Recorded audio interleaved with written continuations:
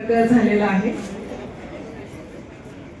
शब्दातून देऊन थोडे, शब्दातून देऊन थोडे जे उरात उरते काही, शब्दातून देऊन थोडे जे उरात उरते काही, ती प्रेरक शक्ती मजला जगण्याची देते ग्वाही, ती प्रेरक शक्ती मजला जगण्याची देते ग्वाही।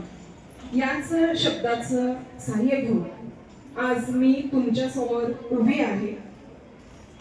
सन्माननीय विचारपीठ, या विचारपीठावर शाळेचे मुख्याध्यापक आदरणीय कांबळे सर, ज्यांना नुकताच मानवतावादी बहुउद्देशीय संस्थेचा आदर्श मुख्याध्यापक पुरस्कार त्यांना प्राप्त झालेला आहे। सरांचं मी अभिनंदन करते।